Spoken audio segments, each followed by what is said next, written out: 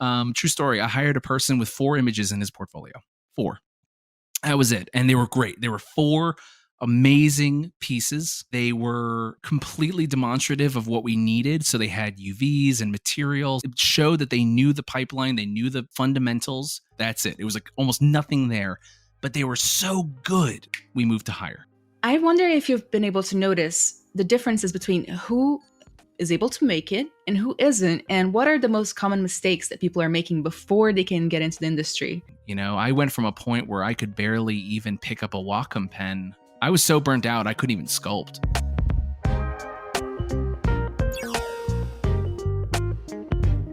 Welcome to the Industry Standard Podcast, your brand new #1 source for access to the best and brightest minds in the gaming, VR, movies, films, animations, motion graphics, VFX, you name it, industries. My name is Ana Carolina Pereira, and I'm your host today. I am a VR and game developer, character artist, and technical artist. And I currently work as a professor at the Ringling College of Art Design, who, incidentally, is our sponsor for today, specifically the VR department. You'll be hearing from them at some point during today's workshop. You'll be hearing from them. This is not a workshop. You'll be hearing from them during today's podcast. My editor will probably leave that in there. It's perfect. That sounded great. I hope they keep it all in. That was so good. Today, we have a very special guest with us, Matthew Kean. Matthew has been in the games industry for over a decade, and he's currently lead character artist at Certain Affinity, a studio you may or may not have heard of. Matthew has worked on a ton of iconic titles in the industry, such as Halo, Hogwarts Legacy, Marvel Midnight Suns, XCOM 2, Civilization 6, and more.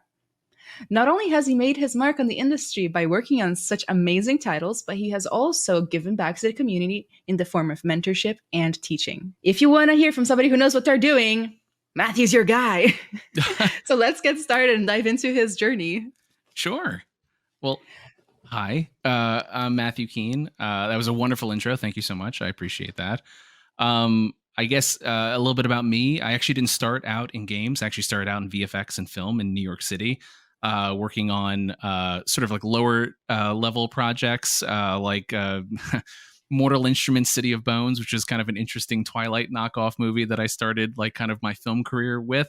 Bounced around, did a lot of commercial work. And then I found my way into games after wanting something a little more stable and something a little more consistent. For those who don't know, and or maybe those who do, the film industry is one that kind of works contractually. So you kind of work from project to project to project. So once the project wraps, you're unfortunately kind of looking for another job if you're not lucky enough to kind of work for one of the bigger studios. So for myself, I needed something a little more consistent. So early on in my career, I made the choice to kind of switch over to real time and go into games, because studio life is a much more pleasurable one, and one that I can kind of like bank on always being there. So that's kind of how I found my way into games, and started my journey doing some freelance work in games, and then found my way to 2K, more specifically for Axis, where I spent over 8 years of my career just working there on titles such as Civilization 6, XCOM 2, Marvel Midnight Suns, and a couple of others that unfortunately never saw the light of day. But since then, I've gone on to work for Certain Affinity, like you just said, where I'm now the technical title is senior lead character artist. Not, we don't need to like redo anything there. That's just the official title. Which just means I'm good at being a lead, I guess. I don't know. Where I've led the character production for Certain Affinity on games like Hogwarts Legacy, and I'm currently leading the an unannounced IP currently that's of our own making. So that's kind of the whole general gist of things, truncated. Fantastic. You guys hear that? Senior lead. Really good at being a lead. So, tell us a little bit about the beginning of your career, especially switching from films to games. I know that nowadays it's pretty difficult to get a start in the games industry. You know, it seems every job posting needs, oh, hey, we need a junior, but also we need you to have 10 shipped titles and 13 years of experience. Yeah. Can you tell us a little bit about how you got your foot in the door? Oh, geez. How I got my foot in the door, actually probably through Pixelogic back in the day, or Maxon now, but doing some of the ZBrush beta work that kind of went public very early on in my career. And allowed me some access to some companies and people that were aware of myself. I got published early on in CG Artist magazine, which I don't even know if that exists anymore, but that was like an old school like magazine back in the day, back when like paper was still a thing. So I got published in 3D Artist magazine a couple of times, and that kind of got eyes on sort of my portfolio and my portfolio of work, and that's sort of how I kind of broke in. From a personal standpoint, I was just always working. When I was in college, I kind of had a sense of where I wanted to go.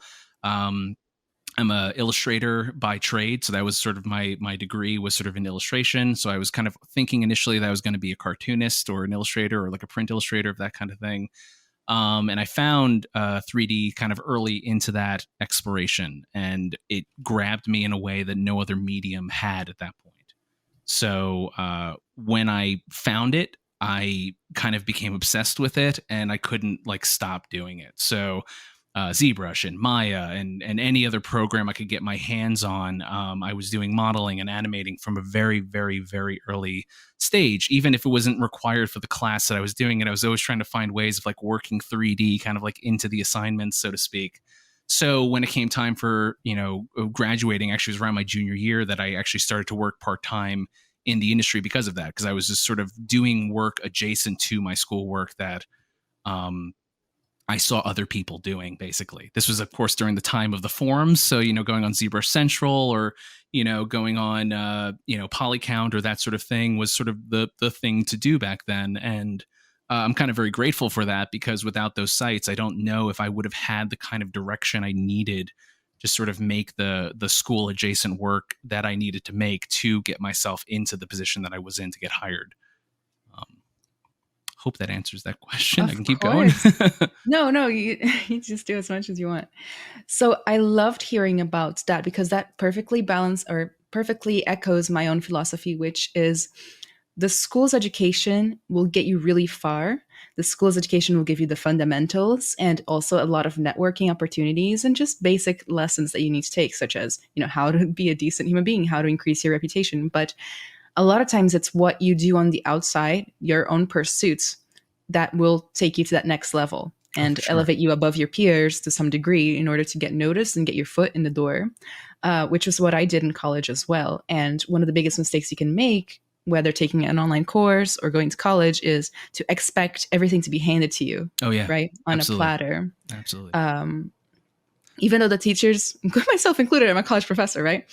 We have your best interests in mind, but you still need to be able to like grab your interests and go out and make those connections and things like that. So, and always be questioning them too, right? Like, I mean, any professor, even with the best of intentions, are always going to be, they're going to make mistakes. They're going to, ask you to do things that maybe aren't that helpful. I did the portfolio killer portfolio thing for a while at GDC for a number of years of the panel, not the panel side, but the portfolio review side. And it was always interesting to me when I would have students come into this thing and I would see their portfolio, and it would be one that I would have feedback on. And I would say like, okay, well, how much time do you have left to graduate? And they'd always say like, oh, I'm about to graduate right now. And you look at the portfolio and you're like, well, who directed you to make this portfolio decision here? Because it's not helpful in that regard. And so you don't, it's difficult because these professors, I'm sure, don't have malice intent when they're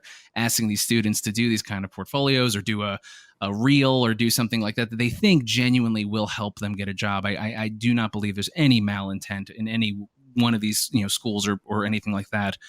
However, you do run into issues a lot of times where sometimes the knowledge of these professors tend to be historic in nature, right? Where they tend to have experience that can be sometimes 5 to maybe 10 years dated, and so what their expectations are maybe aren't what is the current expectations. Again, through no, malice of their own. It's just the nature of the game. Once you allow these professors, once you start focusing on teaching, the professional work can sometimes fall away. That's just the way things work, And so, like I said, I don't hold anyone to any sort of negative account. But that's why it is important to have a bit of a questioning mind when you are getting this information. Like you said, don't just take it wholesale. Like it really is important that you do your own sort of backing research. And it can be somewhat counterintuitive, right? Because you are paying for this class, you're paying for the school because you're trying in essence to kind of achieve this education you would not be able to get otherwise. But I kind of feel like art school in a lot of ways can be more useful in like the networking that you make at the school as opposed to the education that you're receiving from the school. Like that's what I got out of my art school was the friends and the connections and the I think the support and the environment that allowed you to kind of fail and fail fast and make mistakes because there was no real serious accountability when you're kind of like learning and making your So portfolio. true. And so that's where like art school comes in handy. But when if you're talking like technical art or technical art knowledge or really learning, structured, blah blah blah blah, I think a few schools are really good at that, but I think, if you really want to get that sort of level of education, I'm a big believer in, I'm biased, but I'm a big believer in mentorships. I'm a big believer in like ateliers. I'm a big believer in sort of that old school master apprentice kind of relationship. If you're looking for something sort of along those lines, it's, I think, really important. And also important too, not to kind of run on a tangent here, but um, I always found in art school, like the commercial artists and the fine artists had two very kind of different tracks that they were sort of on all the time. And this is kind of regardless of whatever school you go to, but there's always, even the fine art professors and the commercial art professors, they tend to kind of view things slightly differently. And so if there's any like nugget of information I can give an art student right now who's in the commercial art track, so illustration, graphic design, 3D, game development, or any of the nature where the end goal is not necessarily your own artistic vision, but an interpretation of someone else's and a regurgitation of such. Don't lose sight of your own sort of personal artistic vision. I think that's really, really important. Something that fine artists and in art school tend to focus on, especially for their like senior thesis, is their artist statement. It's a big, big thing that they work on for many months and many semesters, and that artist statement is sort of a glimpse into who that person is as an artist and the philosophy that they're bringing to their work. Commercial artists don't really have anything like that. They don't really have a guiding point to focus on like an artist statement, right? In fact, it's almost counterintuitive to the job. It's almost like, well, it doesn't really matter in some ways. If some people may think this, like what your artist statement is, please just interpret, as you said, concept and make the thing. But I actually think like having an artist statement, even as a commercial artist, especially if you're a student, crazy important, because what you bring, the soul of the art that you bring, it'll filter through everything, no matter what the concept is, no matter what the ask is on that team. Having a tent pole to kind of hang things on that are like, this is me, this is what I believe in, this is the art that I want to do, this is what I want to say. Man, it's a massive guiding light, especially because there's thousands of projects to work on. There's thousands of different directions that you can go in this industry, whether it's film or games or fine art or anything like that. So having kind of an internal artist statement it'll help you filter out a lot of the fluff that is in this industry and help you pick projects, pick teams, even pick companies that really align to what you want to do. And you may find that like it might actually cross out bigger companies that you maybe were thinking you wanted to work at, but really the core fundamentals of what that company is or the games that they work on, they don't align with your artist statement, and you actually will end up not being happy at those places. And if you don't have that thought ahead of time and you don't have that artist statement ready, or when we're talking about kind of artistic values into yourself, you don't have that understood, you will, like many artists and many engineers and many people in this industry, will find themselves at a studio or on a project that they're kind of stuck on, and it doesn't make them happy. And you never want to learn that lesson after the fact. You want to sort of know ahead of time what it is that's important to you. That was a I lot. I'm would. sorry. I just Oh no, don't apologize. I would even add to that um, having a clear heart, soul to your art, something you want to say with your art, a way you want your art to look, might even help with when it comes to burnout, right? Yeah. Because burnout, like I said in the last podcast, for those of you who are listening, then go watch that too, is not doing too much. It's doing too little of the things that actually bring you joy and passion and love and like that burning, feeling in your heart. Yeah. So if you start stripping away what made you want to be an artist in the first place, the stories you wanted to tell, and you just start making your art too commercial, which I did, FYI, I did that in college and after as well. And you only put in your portfolio what you think people want to see, then you might end up in that place of danger when it comes to, losing all meaning. Why am I even doing this in the first place? Yeah. You know? It's something I've ran into. I say that as kind of a cautionary tale because I was that guy who sort of found out, kind of, not necessarily the hard way, but like, you find yourself maybe on different projects or on different situations that they're not bad by any stretch of the imagination, but they don't appeal or are suited for you. And it's one of those things where, you don't know what you don't know, sort of thing. So, it's hard to kind of predict if something will work or something won't work.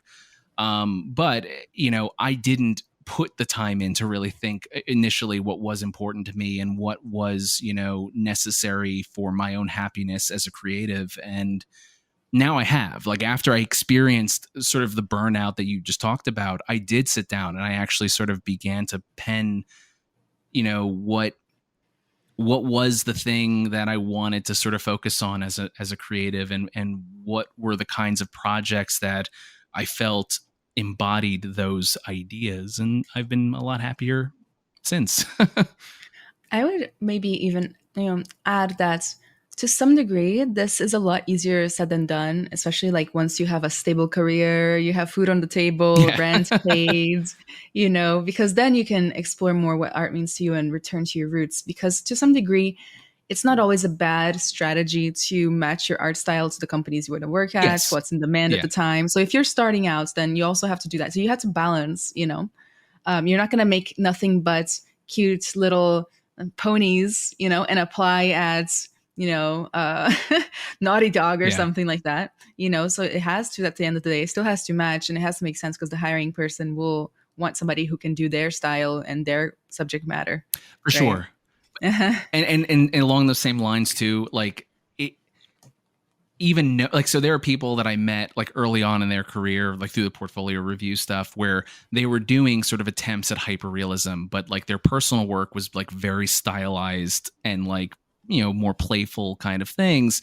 And I remember having conversations with them. I was just like, why is there this kind of disparity between the two? And it's like, well, I'm doing this to kind of get hired at XYZ studio where they do XYZ. And it's like, okay, but like when you're personal work, you're doing this other kind of thing that would probably be more applicable at these other studios, So it's kind of like, even from that standpoint, it's like, don't just pigeonhole, like go wide just because it'll help you get hired, because it may get you hired, which is great, but it might put you on a weird track that is, once you're on, it's very difficult to sort of pivot off of it as well. So true. It's a we're in an interesting industry. It's very weird, it's kind of a unique situation. So, but It I really totally agree is. what you're saying. Like, go wide, get hired, get your foot in the door for sure. Aim your artwork at the company you want to be hired for.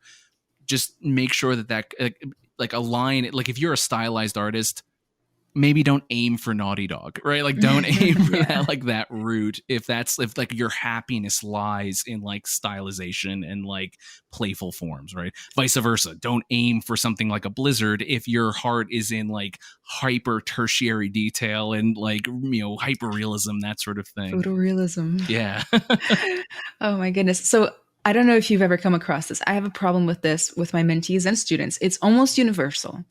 Everybody trying to make it for the first time in the industry is only aiming for the top 1% of most notorious and high competition Yes. companies. Yes. Everybody's like, I've made 3 portfolio pieces. I think I'm ready to apply at Blizzard I know.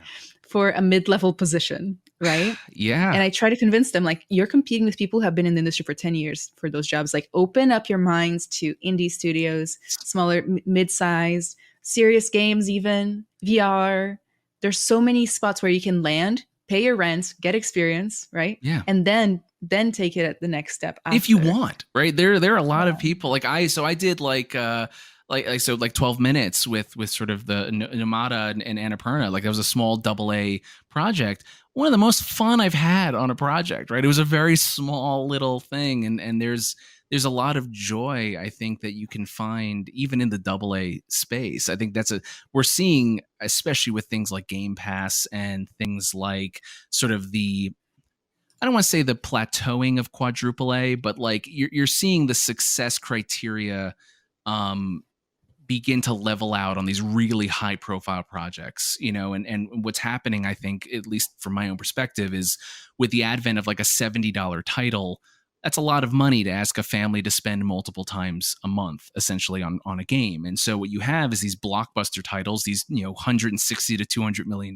projects that they need to hit when they come out. And when they come out, they're in a sea of competition, and that family is going to pick one game to get. And if you're not in that group, you're not gonna do it. Basically, it's not gonna, and then you could be somewhat successful, but to stockholders, it's not a blockbuster explosion success. And so that's why I think you're seeing a lot of these AA studios and this AA market, this indie market, start to really begin to explode. It's been exploding for a couple of years now, but now it's really blossoming and really beginning to sort of claim their own section of the industry as like, no, we're here, we're not this lesser than kind of thing. In many ways, we're as high a quality, if not maybe even higher than some of these like larger scale AAA, quadruple A titles, but the budgets are lower, the team sizes are smaller, and so the success criteria of these games tend to be much lower.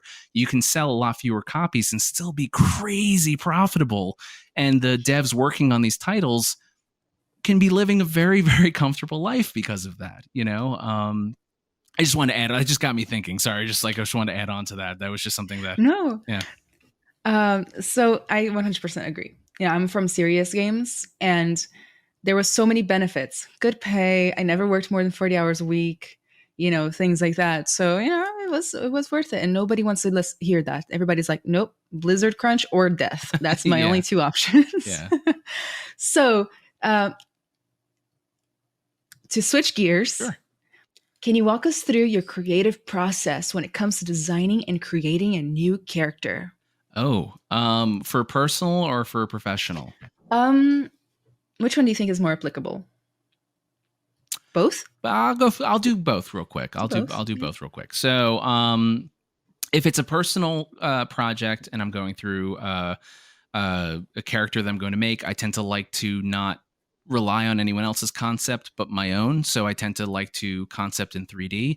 So I do something that I've done on stream a little bit, which is called unconscious sculpting, which is sort of you turn on music, put a sphere, and it's one of my sculpt from a sphere kind of things. I just sculpt and I sculpt and I sculpt, and I don't know where it's going. And eventually, at a certain point in the sculpt, either I fail at like the 20 to 40 minute mark, scrap it, start over. Or at that point, I have a moment in which it's kind of hokey, but I say that the character starts to talk to me. Like eventually I start to have a dialogue with the character that I'm beginning to make. And that character is sort of informing me what needs to kind of happen on it.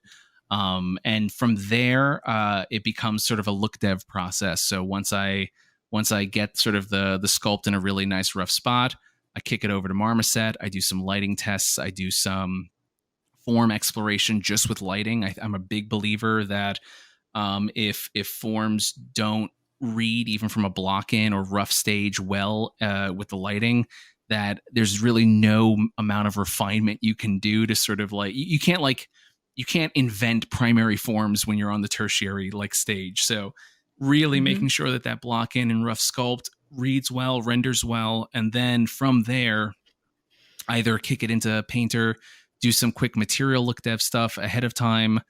I'm actually a big believer in doing that, then retopoing to the final like real time asset. And actually professionally, I do very similarly like what that is. I just have a concept team also supporting me when I do that. So a lot of the projects that I've worked on, I'm either adjacent to the concept team or I'm actually over the concept team to sort of help facilitate the concept design of these characters.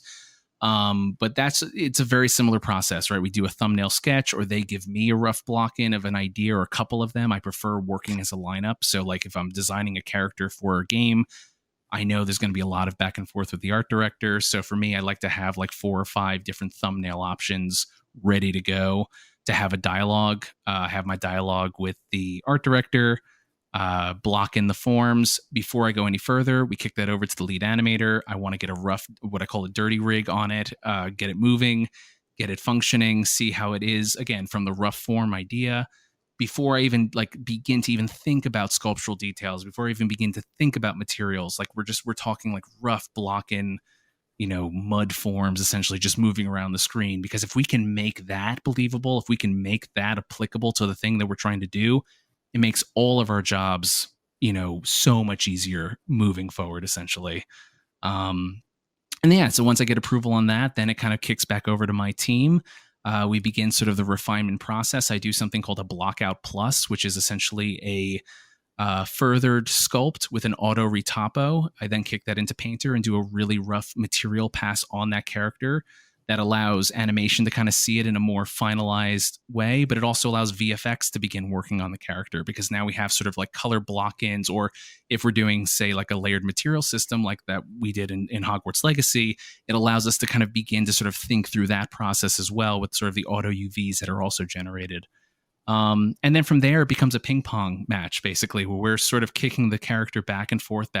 Each time this cyclical nature refines it. Each time we do a pass, it refines it and refines it and refines it. And then eventually we get to a point where we're comfortable with it and we stop. And then we leave it for a couple of months, and then we come back to polish at the end of the game.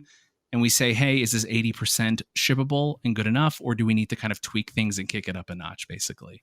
So that's sort of been my philosophy and process.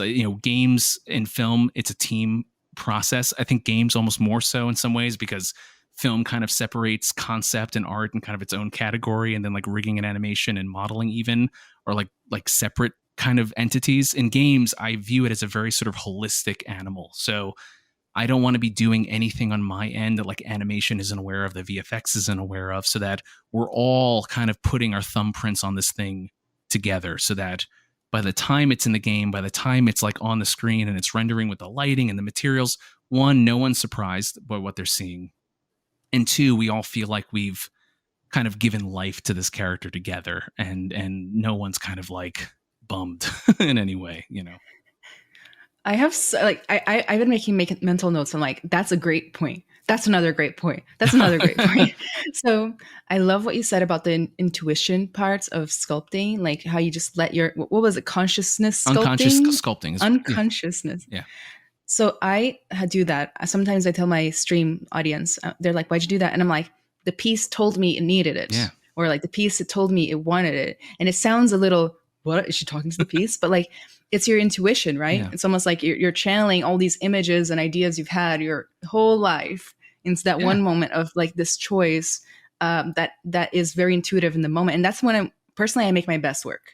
It's never the project that I'm overthinking. It's always the project that I'm letting my intuition and my like artistic vision subconsciously drive. Yes. So super awesome. And also, I love your process of iterative design, which is, basically what you're doing when you are doing a rough pass, sending it off to retopo, rig, sending it off to other teams, improving it, doing it again, improving it, doing it again, improving, doing it again, right? Yeah. Iterative design, for those of you who don't know, it's like a process of ideate, build, and test. Yes. Right? And you loop it. And the more times you loop it, the better the outcome. Exactly. And it's one of the best ways you watching can actually save time and budget in the future projects, your future projects, to actually get better results. Especially because you can stop looping at any time. Yes. And theoretically ship if you need to. Yep. Which is fabulous. For those of you guys who have been in production, you know that you need a plan B sometimes. Well, that's just, it catches failures really quickly, right? So like if you have this like cyclical process in which you're looping and you're looping and you're looping, eventually you'll hit a break point, right? And hopefully that's within the first or two loops, you hit that break point and okay, I'm going to now revisit this idea sometimes from scratch if I need to solve it as much. The worst situations that you can be in sometimes as like a character artist is you have a character that's basically done, and then animation or even marketing or cinematics like needs this thing to do a thing that it's not designed to do, and you're like, okay, well, now we're in a tough spot. Like, how I can't revisit this character. It's kind of like done. And so that's when you have to kind of, I guess, get inventive and creative in those situations. But it's super helpful. I even include marketing in those calls too, so that they see from an early standpoint what the character could be. Not necessarily to garner feedback from marketing, because I'm a very strong believer that you don't want like a ton of voices like going at the same time. You do need to sort of No, like, designed by committee, yes, you don't want right? to design by committee. It's a very important thing, especially in the beginning. That's why I'm a big believer in sort of like a hierarchical structure for teams. Like, I do believe in leads, and I do believe in art directors, and I believe in that structure, because it's important to sort of funnel communication. And a good lead will take his team's feedback and present the needs of the team in that meeting. So I do believe it helps clarify a lot of the communication, especially in the beginning. And then as it goes forward, then you can kind of incorporate the feedback from like marketing or cinematics or so on and so forth. Sort of the adjacent teams to the base creation process. What advice do you have for aspiring character artists who are just starting out in the industry? Um, so make your artist statement. That's a big one for me. So understand what drives you as an artist. That goes for any art professional, basically starting out or otherwise. For character art in general, have a really good understanding of foundations is incredible. Everyone says this, but it's because it's true. Like, you might have some people here rolling their eyes when they hear that, but like, your foundations level work. Can you draw? Do you understand composition? Do you understand form theory? Do you understand general anatomy? Can you, base level art 101 stuff? It's incredibly important. It is probably more important that you understand that than understanding like some sort of weird hyper technical software thing. Like, I can teach you ZBrush. I can teach you Maya. I can even go through and do some blueprint work with you in Unreal. But if you don't have a core artistic base or a foundation to sort of build that off of, that's incredibly difficult to teach, because there's so much nuance when it comes to that side of it. So if you're a new character artist just starting out and you feel like there's maybe some weaknesses on the foundation stuff, get that shored up. You'll never be done, right? I'm always exploring anatomy and exploring form theory and doing all that stuff. It's never going to be a thing that you finish doing, but make sure that is a major, major, major focus. Also, kind of along the same lines of that, is don't hyper focus in too much on one pipeline. This is really important for people who are just starting out. They tend to learn like one way of doing things, and then they think that's the only way of doing the thing. Be open to new pipelines. Be open to using what you think may be old techniques, but in different ways and in new ways. It's amazing how, it's going to sound weird, but a lot of these techniques are improvements on the old ones in terms of speed, but the end results tend to actually be remarkably similar depending on the pipelines and the techniques that you do. And so it's really important, especially if you're starting out, to really listen to what the lead and what even the lead technical artists and all these other people are asking of you. Don't push back on pipelines that you've either never worked in, or you think a better way of doing something.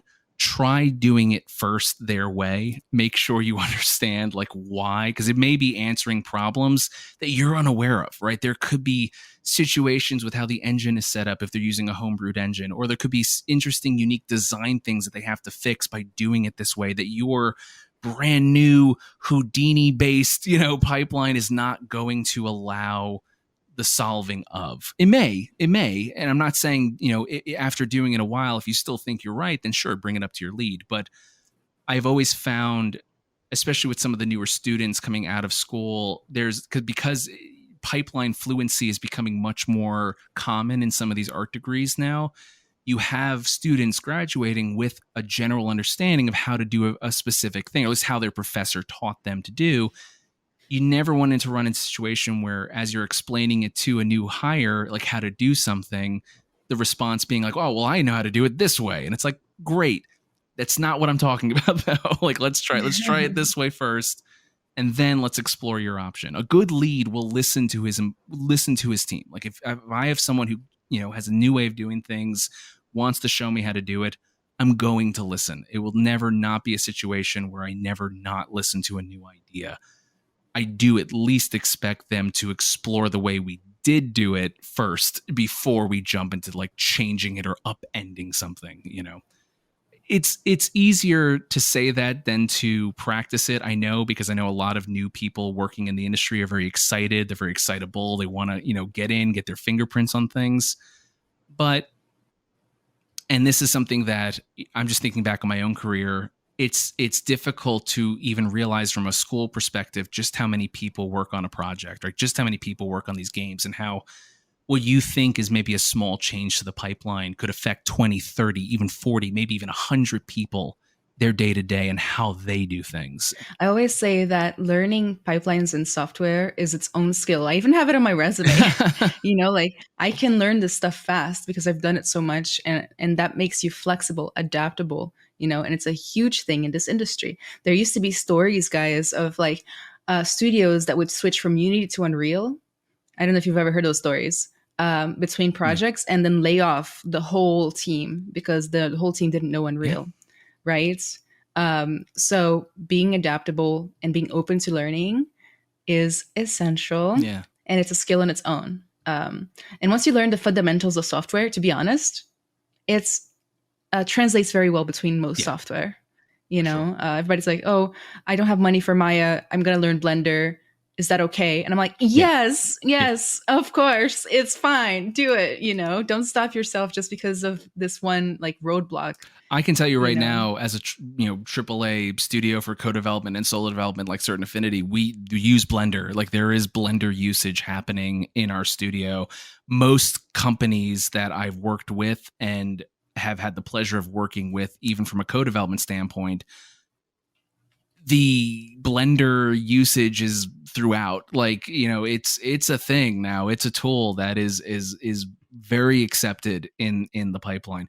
Usually Maya is used as kind of a hub software. So like do whatever you want to do. And that's sort of how I run my pipelines, because I'm a Maya guy, but I also know animation functions through Maya. So my view is whatever the next step in the pipeline uses is where the asset needs to live for the previous part of the pipeline. So for me, it's like, do whatever you want to do in any other software like Blender.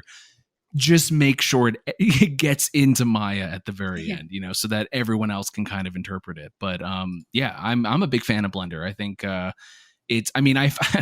don't use it, so let me just clarify that. I don't want anyone sort of saying like, because I have made some comments in the past that was a little anti Blender, just because I'm hot and cold with it. Let me be a little more honest on that. But I'm a big fan of what Blender represents. I love the idea of open source software. I love the idea of democratizing 3D. I just love it. I hate software that is unachievable for most people. I hate the idea that, you can lord this idea of being an artist or a 3D developer over someone because they don't financially have the ability to kind of get to that point. That's gross to me. That just is a terrible way of functioning. So I'm in love with anything open source in terms of like pipeline wise. Even game engines like Godot, I think is phenomenal. Like, it's a new game engine that's open source right now that I've actually been following the development of. Great open source game engine that's making a lot of strides, and I think it's awesome. I think all that stuff is really cool. Something always boggled my mind, which is, as I was entering the industry and even after that, I noticed that a lot of software doesn't have an educational license. And if it does, it's still expensive, or a non-commercial version. Like I didn't get Marmoset or Marvelous Designer until like this year, after many years in the industry, because I didn't want to pay. And it's that simple. But by software companies making their software accessible to new users, students, hobbyists, they're actually going to be shoring up their user base as we go. If you give college students and interns and all that stuff free product, they're going to take that with them into when they come into the industry, Yeah. which is what's happening with Yeah. Blender. It's literally happening with Blender. Blender is being brought on the backs of the people who were educated with it, right? And they are finding little spots to plug Blender in, and eventually Blender's going to be very industry standard, probably. I think it's because already they were is in some accessible. ways. Like I know a Yeah. lot of hard surface artists that swear by like Box Modeler and all these other like Box Cutter rather, like all these other like Blender only like plugins to do a lot of their hard surface work, at least in terms of weapons art, vehicle art, environment art.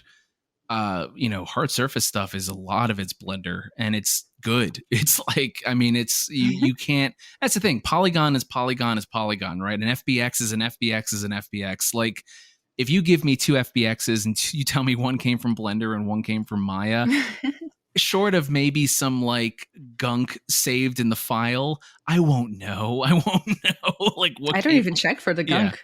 I'm not going to look in the meta Right. of the file. That ain't nobody got time No, for it's that. So you've had a lot of experience mentoring, but also looking at portfolios, for example, at GDC. I wonder if you've been able to notice the differences between who is able to make it and who isn't, and what are the most common mistakes that people are making before they can get into the industry that you've noticed? Well, it's hard for me to say if I can tell who's going to make it and who's not. I mean, that's a hard, for me, a hard way of putting that. Cause I don't, I think it's surprising sometimes, I'm surprised all the time, like by that stuff. So, but not so much predictive, but like historically, like if you've been able to follow up, you've noticed the difference. It's like you said, not predicting, because it's kind of evil to even predict. You're never going to make it in this industry. Everybody's heard that, and everybody has that sore, I don't know, in their spirit or something. So we don't do that, but historic. So I think one of the things to kind of call back to what I said earlier, right, where I'm presented with a portfolio that I see needs work. When I see a portfolio that I think needs work, what I mean by that is I see either a very strong lack of foundation. So form theory is just all over the place. Composition and presenting of the models are all over the place. That kind of stuff is really a telltale sign that person maybe isn't where they need to be right now to kind of enter into the games industry or the film industry or any other industry. Another telltale sign for me is a portfolio that's too wide. So, there's always a great idea of like, hey, put a lot of stuff in your portfolio. You never know what a company's looking for. That is true. But there's also like putting too much in a portfolio. And I've run into this a lot where I see portfolios, even for people applying, not even just for the portfolio review, where they have just a ton of images that are completely different, right? So there'll be like environment and characters and a prop in there and, something else and a 2D oil painting. And it's like, well, okay, hold on. Like what is your focus here? Like what are we aiming for? Because the truth is a lot of times a company, and I think you even said something like this earlier, where you do need to kind of be a little bit specific with what you're trying to achieve with your portfolio. Because a lot of times they have a cog, it's unfortunate to say, but they have a cog that needs filling, right? So they have an idea of what they're looking for, and they need someone who can really clearly slot in to that peg. And so having too varied a portfolio, I think, can actually hurt a lot of people. Having too many images of ranging quality also can be a real killer, because as great as maybe the first 4 images are, or first 4 pieces, if you have like 5, 6, and 7 and they're not great, they're going to be looked at and sometimes even focused on, of just like, well, wait, why are these even in this portfolio? Do they not know that these aren't of the same quality as the other one? It begins to beget some really tough questions, basically. If you don't want those questions being asked about you, maybe put less in. I hired a person, true story, I hired a person with 4 images in his portfolio. 4. Yeah. That was it. And they were great. They were 4 amazing pieces. They were completely demonstrative of what we needed. So they had UVs and materials and everything. Like it showed that they knew the pipeline, they knew the fundamentals, but it was just 4 images. Like, it was an art station, you open it up and it was 1, 2, 3, 4. That's it. It was like almost nothing there, but they were so good, those 4. We moved to higher because it just, like, we didn't need to see anymore. It was just, we saw what we needed to see with those 4 images. So hopefully that That answers is that. so cool. Quality over quantity, Oh, right? yes, for That's what I sure. always preach. Yeah. It is so heartbreaking to tell a person that they should consider. I never say you delete this. I always say you should consider removing this. Yeah. In their face, it's so heartbreaking because they have an emotional connection to the struggle, the history of that Yeah. piece, but it's just dragging down their portfolio, right? So I always say, yo, you feel that strongly about this piece, just post it on Instagram. Nobody has to know. Just take it out of your portfolio, depending, But also, I'm not the master of the truth. Want to keep it in? Do it. You probably will. It won't make a break anyway. But I really liked something you said, and I have a question. I don't know if you've been in this position before, but right now I am working with seniors in the VR major at Ringling College. And I'm doing this assignment called professional prep, in which I just basically comb through resumes, portfolios, and stuff like that, get them ready, and also ready to choose their next portfolio pieces that they're going to make in my class so that it makes sense. Like, I have them research, find data on what the employers are looking for, and then we follow through with the pieces.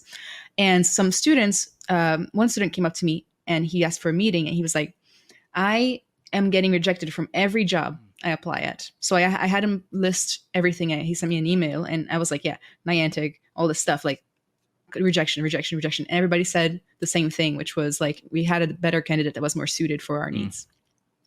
Looking at his portfolio, it's so varied. It includes every single assignment he ever did for school, including stuff like typography, right. Almost like graphic design.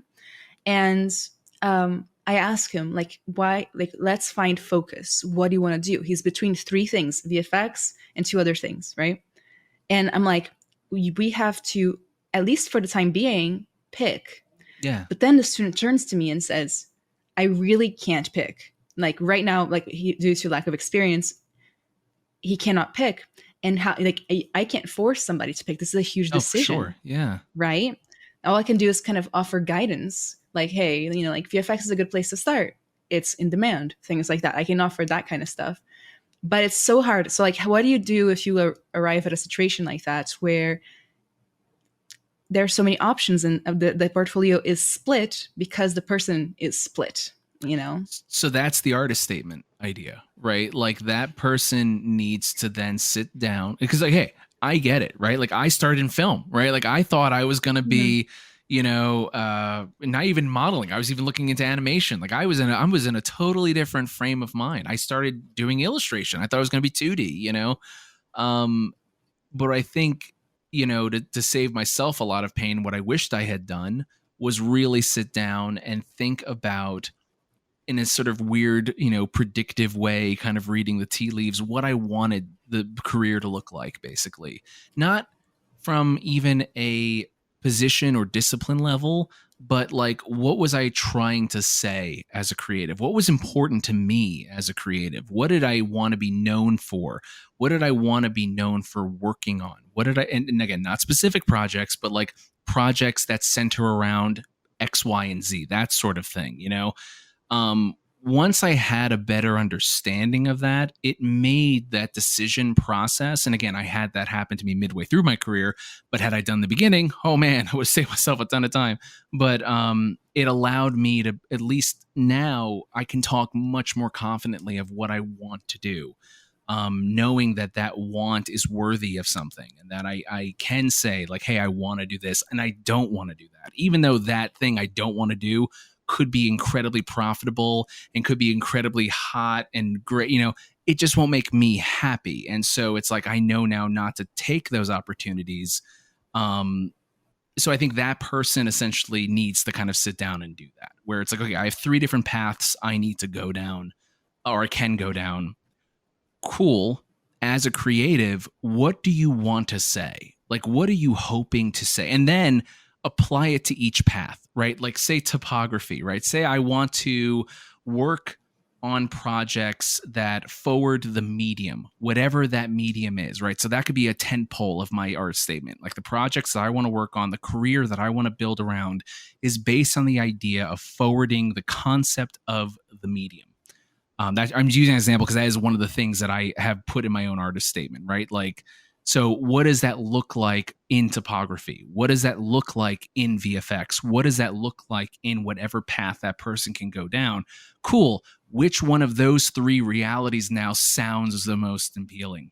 Even if you don't know still then, you will start to lean towards one of the three. In which case, just like you said, start there. Because you can always switch later, but it's so much easier to switch when you have something on your resume than if you don't have anything on your resume. So I would say the artist statement is really helpful there because that'll help that person, I think, begin to focus in on what matters to them beyond just getting hired. So Ringling PreCollege is seeking visionary VR students with the story and drive to succeed. Do you see yourself creating a three-dimensional, computer-generated virtual reality environment where users can be immersed within your imagined or simulated worlds? Is it games, training, or emotional support? What inspires you to do this work? If this describes you, we want to hear your story. What excites you about these possibilities? Submit your 500-word story in writing or video by March 3rd to mmurphy@c.ringling.edu. 3 selected entries will be awarded $1,000 each towards pre-college 2023 tuition. 1 selected entry will be awarded a full scholarship to pre-college 2023. In accepting the award, you fully agree to enroll in the virtual reality immersion. Visit www.ringling.edu/precollege and click on Connect with Us to book an online info session. And make sure to submit your written or video story as described above. Back to our programming. I've had to do so many moments of this. Literally, when I think of sitting down and thinking, like I've done meditations like on these topics, and I'm somebody who is split myself, and I've been able to make a living out of it. Tech art, character art, development. I do coding on projects. I do environment arts, and I was able to find my little slot, which was smaller teams, because smaller teams let you wear multiple hats, right? Yeah. And I also had to live with the guilt and the pain of seeing everybody else who specialized become better at me at each one of their specialties that I was practicing 1,000 times faster than me. Like I wanted to be a character artist. All my peers who focused, they became amazing character artists like 5 times faster than I did. Yeah. So, there is a place for the personality that can't pick, as long as you are also able to forge a strategy for your career that allows you to do so. Yeah. I found my position. Honestly, I wouldn't change it. I've gotten over it. I wouldn't change it because I have so much job stability. Yeah. Like I could land on any team at any position because I practice so many different things. Right on, yeah. I have that confidence now, which is really nice. But it sounds like you enjoy wearing multiple hats too, right? I do. I love it. Yeah. That could be part of your artist statement. Like I want to be integral into every aspect of the pipeline. Like that is a true statement. That's like, hey, that is core to me. So it's like, great. Now I know moving forward, any new company or project that I want to be a part of, I want to be able to put my thumbprint on a bunch of different things, not just one, but a bunch. And just like you said, a smaller team definitely allows for that much more so than, an Ubisoft with 1,000, 2,000 people working on a single project or something like that. Yeah. Can you imagine that? Hey, we need like Robert to finish this character. Well, Robert's busy doing the lighting on this level. That wouldn't work out. So looking at your portfolio, it's very clear that you're very prolific. I was looking at your ArtStation and I was scrolling and scrolling and scrolling, right? Because there's so much work on there. And a lot of it's personal work. How do you balance personal work, and life? And how do you stave off burnout? Oh, I don't. There's no magic sauce in that one. I get burned out like anybody else. I think, in truth, I've actually had a really interesting relationship with my portfolio. So like I do post more personal work than I do professional work. I am going to be putting up some of my Hogwarts Legacy stuff soon up there, as well as some of my Midnight Sun stuff. again, I'm not hyper pushing to do that though in some ways, because I think when you're on the project, and I'm sure you feel this way too, it's like your relationship to the work is a little different than with like a personal piece in some ways. And so even if you did work on a character from soup to nuts, which I will be posting some of that soon, you still have it's a different kind of relationship with that piece essentially. So I do tend to lean more towards the personal work. I can express more of myself in that. And I think if I'm looking for a job, or looking for a new project or something else like that, I can better demonstrate myself through the personal work. I do also, not publicly, have a private portfolio that has all of my actual like work stuff on there that I don't put up there. So there it is there. I do, when I do like talk to whoever recruiters or back in the day, like I would always send them that as well. But to answer your question of how I split that up and how I like exist, I struggle with it. In truth, I don't have a good answer for that. I am as much a workaholic as I think one can be, and it's something I've definitely struggled with. It's something that has affected my life negatively, dramatically so. I tend to be the kind of person who I put a lot of myself into the things that I do. And so to disconnect from that is difficult. It's incredibly difficult. And I've gotten really good at least disconnecting from work and then like hyper funneling all of that energy into a personal piece, and like really working on that. But if I start to feel the burnout, which happens, I can go sometimes months without making anything personal, and it's the reality of it. What I tend to tell people who run into that situation, and what I try to tell myself, is that it's okay, that you need to have empathy for yourself sometimes, that creativity isn't a faucet that you can just turn on and off, and inspiration isn't something that you can just manufacture like that. It's a ebb and flow. It's a wave, and sometimes it leaves you, and that's okay. It's okay. I used to struggle with that, and I've gotten better at accepting that. I think, doing something creative every day, whether it's sculpting or doing like Unreal, engine work, or doing even just a sketch, I think that is important just to kind of keep the hand and the mind going. But I feel, just from my own personal relationship with it, that it's not so important that I produce something all the time, so I just have to kind of let myself be not productive. in some ways. Have you ever guilt Oh yeah. about? Oh, Yeah. all the time. Yeah. I mean, but and so that's when I knew it was unhealthy, right? Like that's when I knew there was a sort of a situation that I needed to fix, in which like I couldn't watch a TV show, or I couldn't even go to the movies with friends, or do something without feeling this pang of like, I could be sculpting, like what am I doing? Like I could be, editing a YouTube video right now. I could be bettering my career. And it's like, yeah, but you got to live too. And I wasn't thinking like that. I wasn't thinking about the life of an artist. I was just thinking of the life of a professional. And yeah, it's tough. Obviously you've kind of unfortunately tripped on something that is hitting me a little harder than I think I realized it was going to hit me.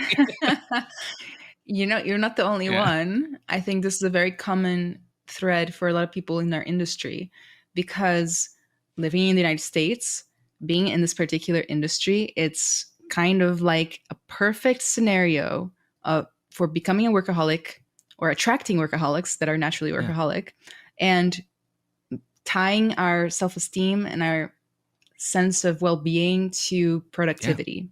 I don't know if you Oh, I agree with do. that 100%. statement, but Yeah. so I deal with it all the time, in every possible way. I worked so hard, and it feels like it's never over, and lately I've been hyper aware of like, is this right? Is this how I want my life to go? Because I'm naturally a Yeah. workaholic. I'm very interested in working, like I'm very interested in making progress. It actually makes me feel very Yeah. good, you know. But at the same time, it comes at such a cost to keep doing it over and over and over again every day. It feels Yeah. unrelenting, right? And that's how I sometimes I'll go up to my friends and I'm like, the schedule I've created for myself, one word, unrelenting, Um, and I have that guilt of like, am I missing out on stuff? you know, sure, working more, I make more money. Am I spending it? Like, I'm not. I'm not going anywhere. I'm not traveling. I'm not going out with my friends. Like, what is it all for? So that's kind of like, something for us all to consider as artists and working on that guilt. That guilt is killer. Even if you take a day off, if you're feeling guilty, it doesn't Yeah. count, right? Basically. Yeah. So you're just wasting time at the end of the Yeah. day. Well, yeah, I mean just yeah, like you said, like get okay with not.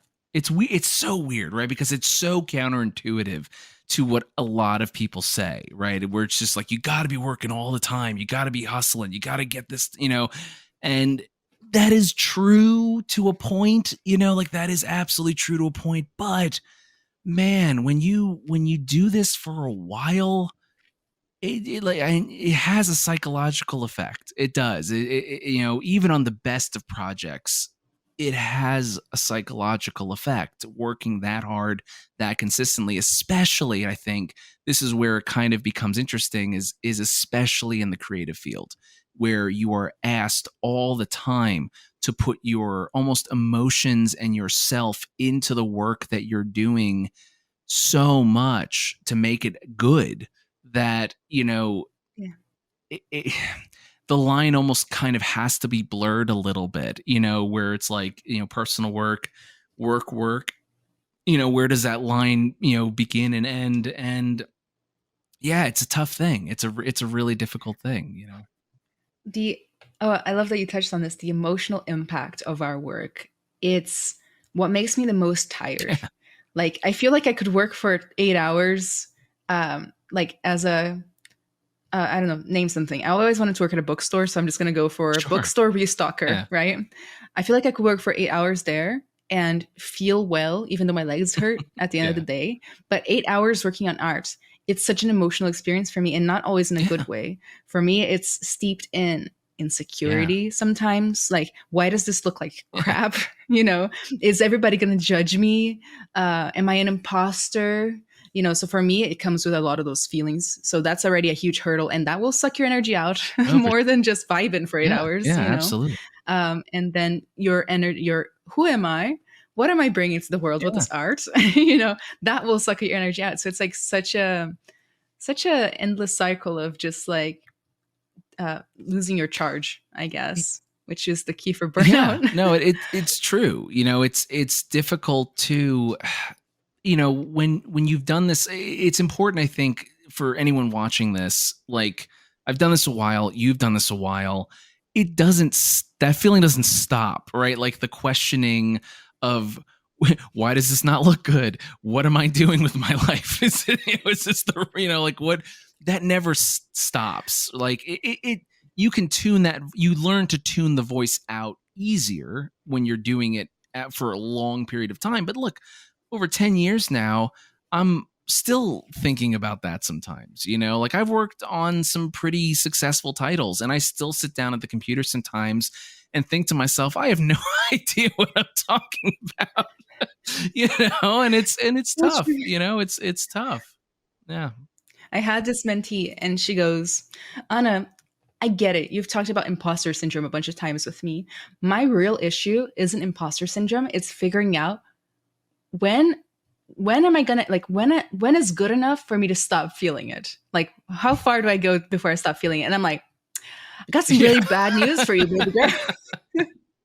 Yeah. It's more like go to therapy. Like, that's actually like the only way. You're not gonna fix it by getting good at art, getting a big career, meeting the right people. Like imposter syndrome is gonna stick along until you work on your own self beliefs, and yeah, that takes time Yes. and active Yeah. work. I actually was able to get over my imposter syndrome like 90%. It used to be crippling. Now it's like a thought that I have like on a Tuesday. Right on. And it was not by any way except for a ton of journaling, talking to my Yeah. therapist. and things like that. So, Therapy's you know, awesome. it's really tough. It is. Therapy It's is awesome. awesome. Yeah. I recommend it to Yes. everybody. I know it's expensive. If you don't have therapy, if you don't have the access, which is understandable, um, I recommend this technique called shadow working until you get there. Have No, you ever I'm heard of not. that, What Matthew? is this? So Google it, guys. Like, there's so many prompts. It's basically a form of journaling where you're trying to like access your shadow self, basically the part of you that you repress, are not proud of. You know, normally it takes the form, like, you know, it can get a little bit like meta or something Yeah. like that, but it takes the form of your wounded child, or it takes the form of something, you know, like. And the idea is to dig into, why do you feel these feelings and why are you having these thoughts? So, for example, my thought would be, I am not worthy of this accolade or Hmm. job, right? Yeah. Then you have to realize, like, hey, what, hold up, like, that's a thought, that's not a fact. It comes steeped in emotion, it comes steeped in whatever. Maybe your dad told you you're a bad artist when you were five Yeah. years old and that stuck with you. So breaking down those beliefs is actually huge.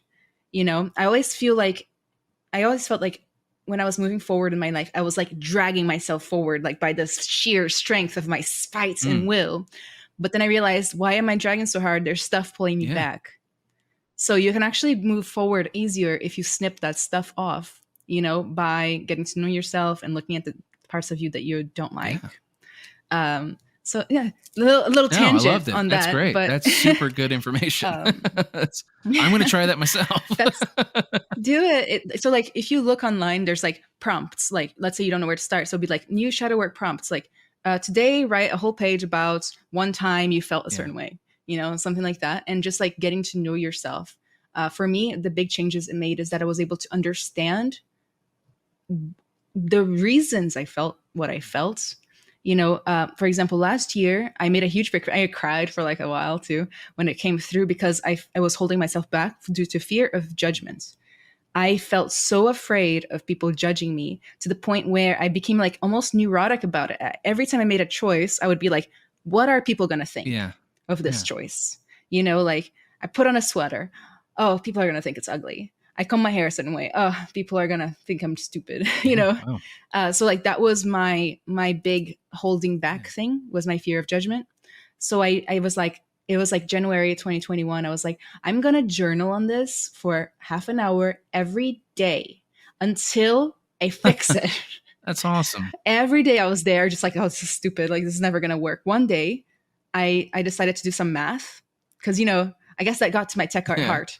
I decided to do math. Like, how often in a day do I think about people judging me? Multiply that by a year.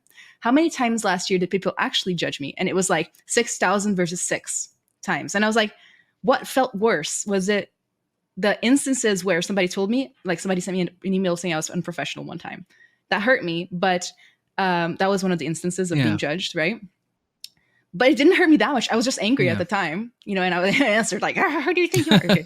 And then uh, versus the 6,000 times where it hurt so much more, and I realized that the fear was worse than the occasion of it coming to truth. And then that day, I was like, "Oh," it was almost like a cloud Right. lifted, and I became lighter, and dragging myself forward became That's easier. awesome. You That's know, super cool. No, isn't that weird? it's awesome to hear. That's Yeah. not weird at all. That's super cool. Super cool. So we went on a Yeah. huge tangent. But burnout, it's psychological, just like everything else. And honestly, like, our brains subconsciously in charge of everything. So gotta work on that. Um, are you ready for rapid fire Sure. questions? Yeah. Both from me and from your audience of people who know you on social media, who have sent in a bunch of questions for Okay. you. Okay.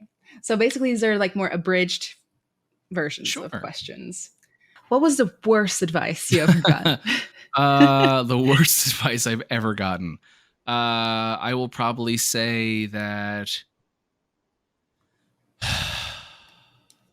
the worst advice I've ever gotten was to only focus on my own art and not worry about being a lead. Like, when I was kind of approaching it, there was a person who tried to steer me away from leadership early on because they just thought, being a rock star or whatever was the better path, and I went along with it for a while. I didn't. I became a lead in title only in the beginning, and my heart wasn't fully in it. I think because I wasn't sure if this was the right path for me because of that person. I won't go into too much more detail, but that was probably the Of single course. worst piece of feedback I've ever gotten. Yeah.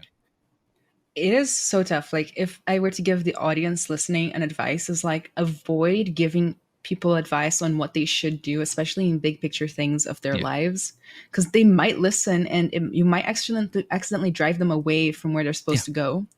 I more so present facts and don't tell them what they should do, like, or make it clear it's your opinion, because we are Yeah. biased. Whenever if somebody told me you shouldn't go into lead, instead you should become a really good artist, I'll be like, why are you trying to Yeah. sabotage me? Like, do you want to be the lead instead? Like, what's going on? Yeah. That happens, guys. Not everybody has your best interest Yeah. at heart. Okay. What do you see as the future of character arts in the gaming industry? And are there any trends or innovations that you're particularly excited about? Um. Yeah, I have to be careful how I answer this. So I think. Okay, so I am a big believer. It, it's tough. If you asked me this 2 years ago, I would say machine learning and AI are like are the things I'm most excited about in terms of like character development. Now, when I would have answered that question, I would be thinking about it in terms of like Houdini and setting up like procedural pipelines for, hair creation, or, using some of the cool little environment techniques that they're using through that program and transitioning it onto characters, or auto retopology, or auto UVing, or auto rigging, and all this other stuff.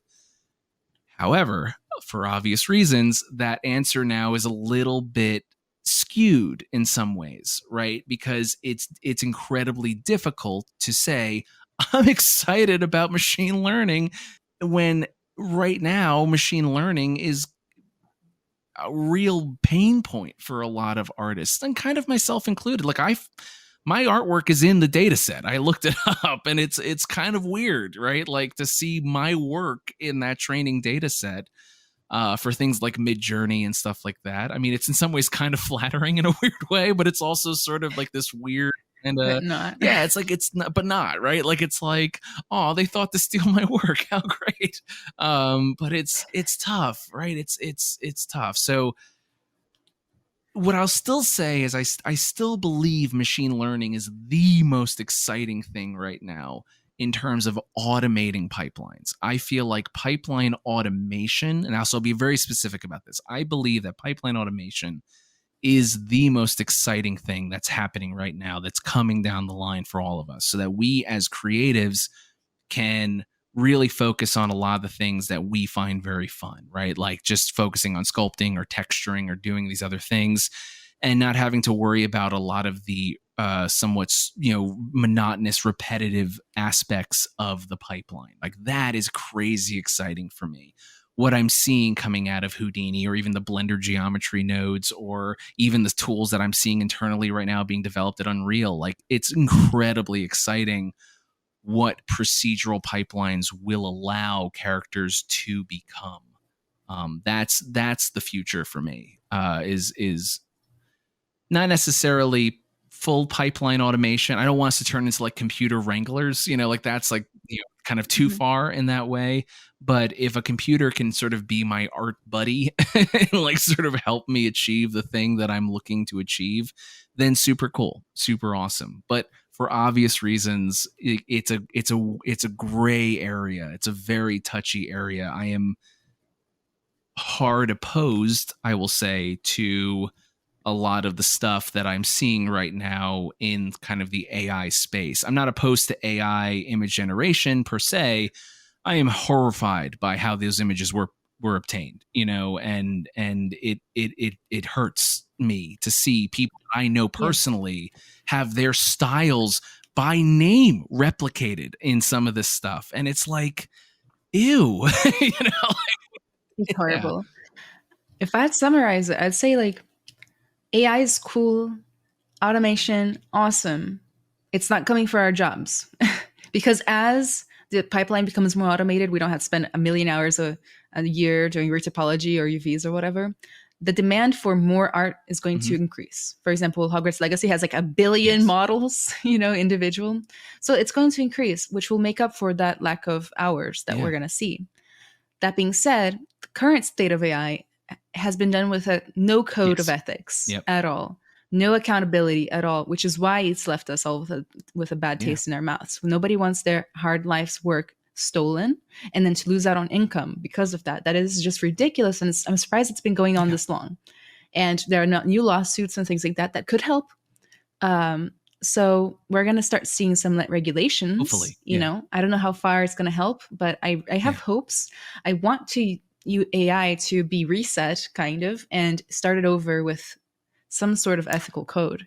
I'm with Where you. you opt Yeah. in to have your work learned from. They use not licensable Yep. things. There's this like Big Getty Images Yeah. lawsuit right now. So I'm hoping that like these big companies that I don't particularly like, but they have the funding. They're gonna fix this for us. I'm Hopefully, hoping. yeah. I mean, that's just it. It's weird. Like Yeah. you can't put the genie back in the bottle in some ways. So it's like Hmm. it's unfortunate.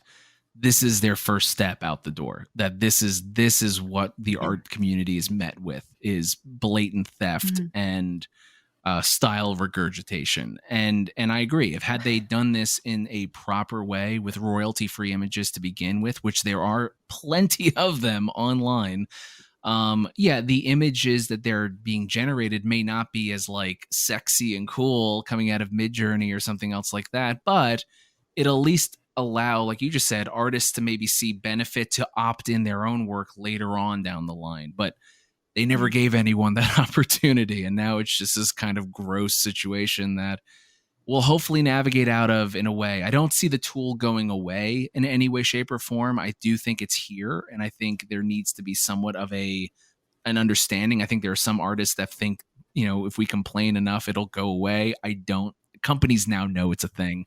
Not via Yeah, complaints. it's here. It's here. However, the iteration that it's in, I do hope that goes away. I would love to see it Yeah. replaced with something that is ethical and that allows for at least an understood level of replication as opposed to what it is now, which is, hey, a lot of artists to this day don't even know that their art is in that training data set. I've never Yeah, checked mine. Well, to be honest, all my art on the internet, I'm not that fond of it anyway, but I think we should all make bad art that's just it. Yeah, to let's train tank the the system. algorithms to really That's it. sabotage Yeah. it. So, biz.art on Instagram asked, what inspires you? Nice broad question. Everything. I mean, to be more fair, the kind of artwork that I love tends to be very clean primary forms with very sort of toothy tertiary forms. I love the contrast of that idea. So a lot of the work that I do personally tends to explore that space. It tends to be something that's really sort of clean and fun and pushed from a primary form perspective, but have very hyper realistic, detailed textures and materials and PBR lighting with realistic lighting. I love that kind of duality. So I tend to look at a lot of stop motion stuff. Leica is a massive inspiration to me in terms of that kind of stuff. I love Pixar films. I love that kind of I like things with tooth. I like things with like hard material definitions. That sort of thing really, really sparks joy in me and allows me in my professional work to kind of have a bit of range, right? So I could work on something very stylized like Civ 6 or something much more cinematic and realistic like Hogwarts Legacy. And because of the approach that I take to my own personal work, the stylized forms help in that. Civ and like the more realistic rendering of materials and tertiary forms can really help in Hogwarts stuff. And so, I've kind of in a weird way developed a style that allows me to keep a foot in both both worlds in some ways. And so that's what inspires me, basically, that kind of stuff. Fabulous. Ilya Medvedev, I'm pretty sure I just ruined your name. I'm sorry, Ilya, asked a question that I'm going to Okay. reword. So they said, how much of traditional art background and drawing do you think is needed for the stylized character artist? And do you think that highly artistical sculpting is achievable just through daily ZBrush sculpts? So we've already kind of talked about the fundamentals a lot. So I'd like to reword this into a different question that I wanted to have asked earlier, but I forgot, which is, there's a debate in our industry whether or not character artists and ZBrush sculptors need to know how to draw.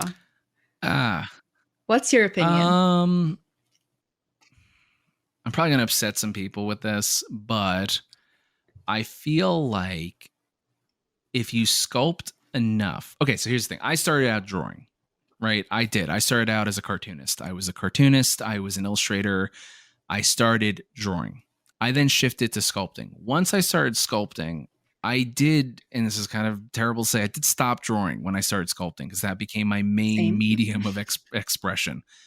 However, when I went back to drawing, because I do this periodically, go back to sketching, I found that my understanding of 3D forms in terms of like this canvas was so much stronger because of my years of sculpting. I began to be able to sort of project the forms in some ways onto the sheet of paper in a way that I never knew how to do before. So I don't know. I mean,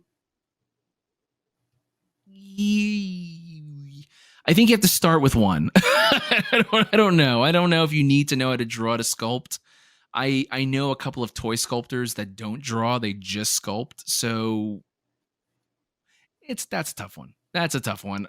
So, my opinion on this is that this question is a problem, just generally, because it can be used by beginner sculptors or against beginner sculptors to slow down their progress. Oh, I want to learn how to sculpt. Oh, but somebody told me I need to know how to draw first. So then 2 years go by and you never touch sculpture, which was your initial goal, right? And you probably don't draw that well either. People get medium and fundamentals mixed up in this case because the fundamentals you use to sculpt and to draw are the same. Anatomy, form, everything like that, even lighting. It's the same crap. Yeah. The only difference is the medium. Is it pencil on paper? Is it clay? Really, and one builds on the other. So like you said, because the foundations are there. So the only benefit, the main benefit of knowing how to draw, in my opinion, is it's a really easy way to iterate or to do a quick sketch. A quick sketch in 3D is 7 hours long. A quick sketch in 2D is 15 minutes? Yeah, absolutely. So that's I agree. the difference. I just personally agree. Don't like actually, I think you said it best, that it can be very problematic. I think as long as you're focusing on fundamentals in general, like you said, like instead of thinking of it in terms of like drawing first, sculpting first, think of it in terms of form theory and 2D composition. And it's like, can you explore those in ZBrush or in like a actual physical sculpture block of? Yeah, you can. You absolutely can explore all of those things in terms of composition and things like that in any medium that you choose. So I agree. Mm-hmm. Absolutely.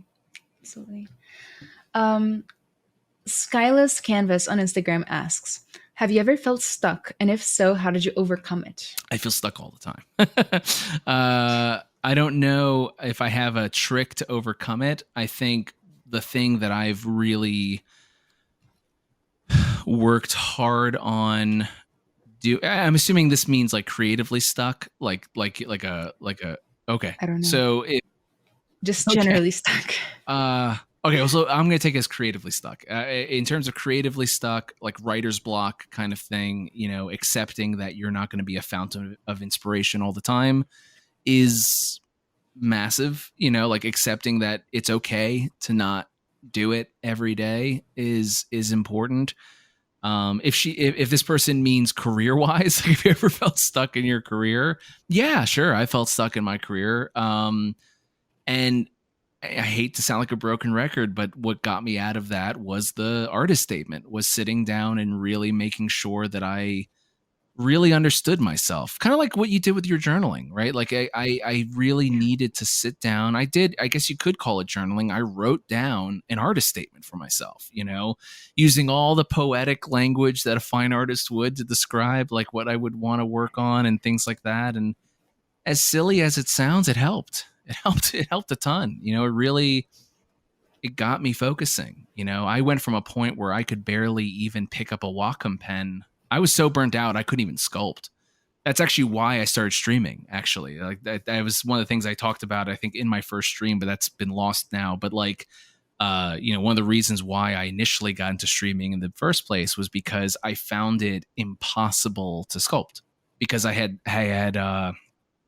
it's going to go a little heavy, but like I actually had like a PTSD response to sculpting. I was so burnt out that even the idea of a Cintiq in front of me got me in a really bad way. And so streaming put me in a situation where I had to sculpt again. I had to perform, but it allowed for people to do what you're doing right now, which is talk to me and ask me questions and prevent me from spiraling out, basically. Like, kept me. Yeah.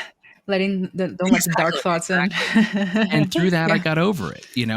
That and the artist statement helped me kind of get to a place of being comfortable with the work that I create again. That is, Matthew, you've said like five things that made me think, Matthew, we are like the same person, because that's how I started streaming too. That and like a couple other reasons, but also I was so burned out after college.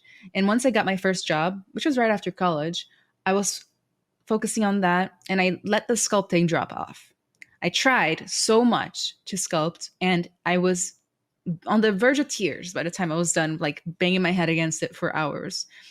The streaming came as now I know how to put it into words. It came as a technique to add external accountability into my Yeah. life. Because I was finding every excuse possible to not do it and then feeling guilty about not doing it.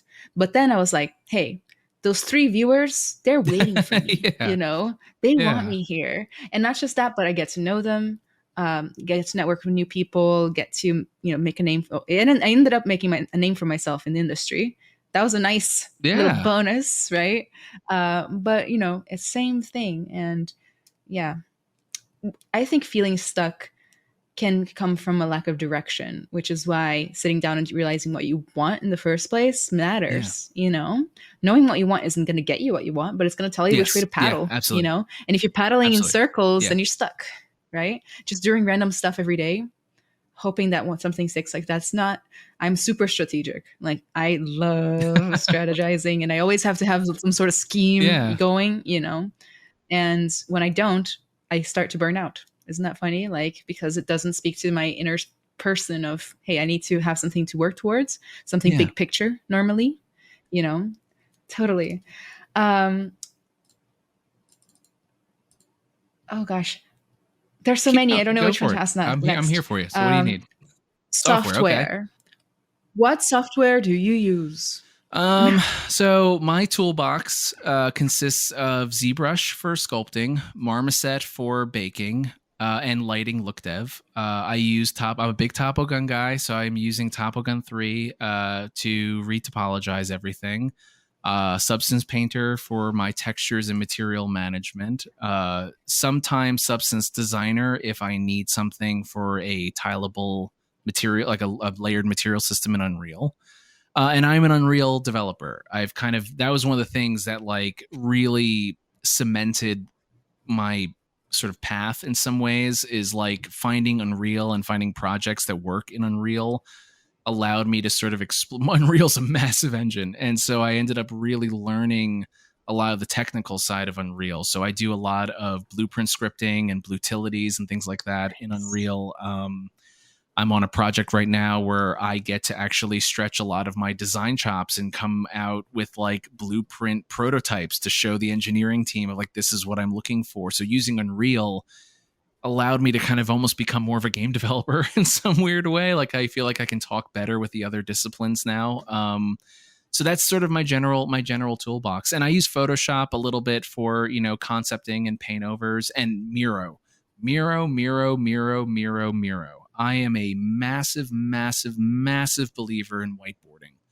I believe in it. I believe in it so strongly that I will tell you that using Miro, or you can use Whimsical, or you can use, I know Microsoft has a version of Whiteboard and things like that. That kind of program, a mind mapping program is what they call it.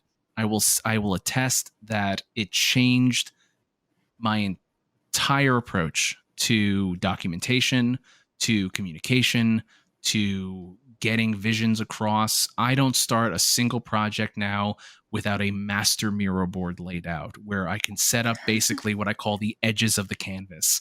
And I set up the tent poles within that canvas. And what that allows the team, to do is not only see the contents of my brain, which is scattered on a good day, but it allows me to at least communicate that so they can see what I want the end result to be and all of the reasons why, like everything that got to that point. So they don't only know what, they know the why it has to be this way.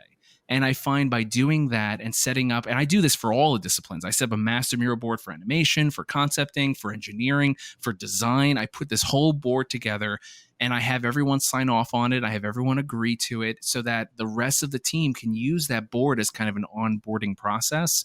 And it gives them restrictions, which I think is important in creativity. You can't just have a blank canvas. It gives them edges of the canvas to look at.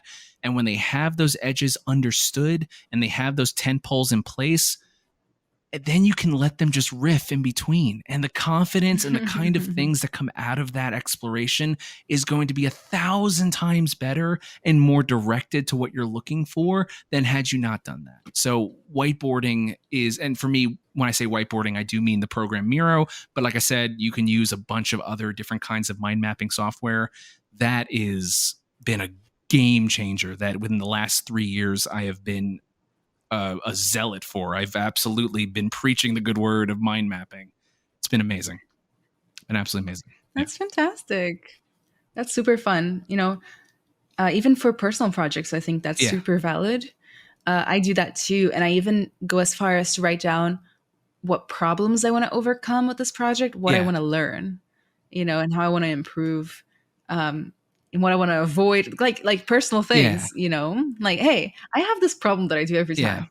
Let's try to fix that this time, So the next question is, Skyless Canvas again on Instagram says, what exercises do you give to new mentees to figure out where they're at in skill level? I do have an answer for this.